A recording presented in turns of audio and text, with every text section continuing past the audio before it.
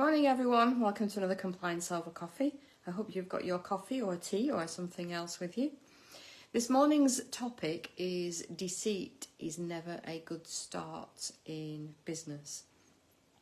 Why that topic? Well, most of you know that I take calls during the week and we are chock-a-block and fully booked for sometimes 3 or 4 weeks in advance.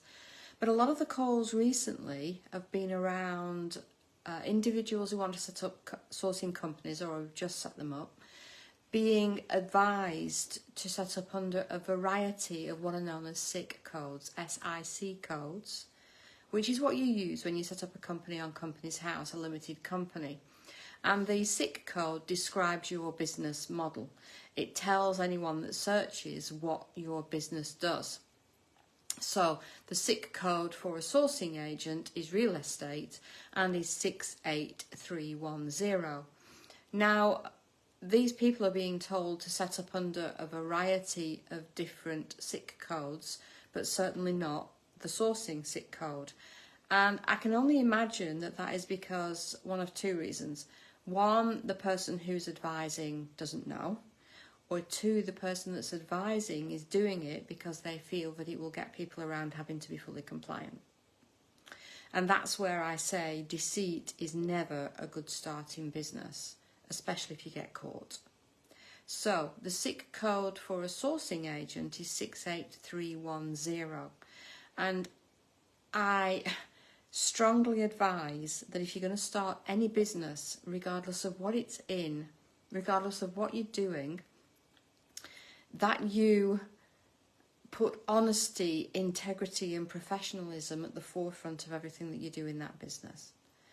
Because if someone finds out that you have deliberately tried to deceive them, they're not going to be impressed with you, whatever it is that you're doing, SIC code or not.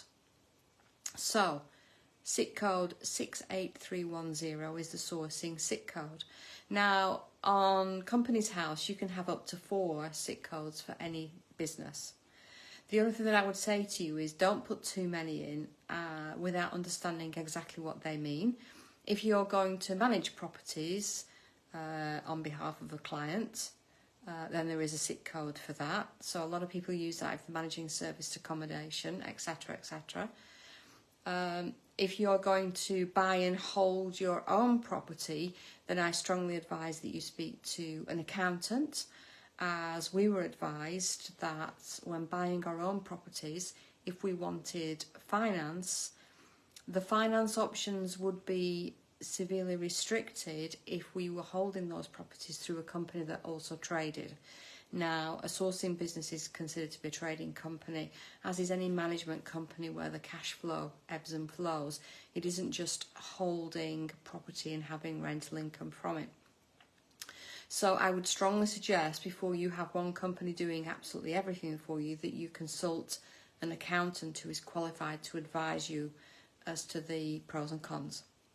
So SIC code 68310, if you are going to source, is real estate. That is the only SIC code that you need for sourcing, unless you are going to provide some other business support or some other type of support to your clients through the same company. As I said earlier, you can have up to 4 SIC codes for any individual company. I strongly suggest that you don't try and deceive anyone, because HMRC at least check your SIC code and your Companies House registration when you apply to register. I suspect that the redress schemes do exactly the same, because you're only legally required to register with them if you're operating as an agency of some sort, either lettings, real estate or management. And so they will probably query as to why you were joining if you were doing anything else. So it stands you in good stead to be honest about the SIC code and understand exactly what it is that SIC code means. Understand exactly what it is to operate professionally and honestly under that SIC code, and then you'll have no problems at all.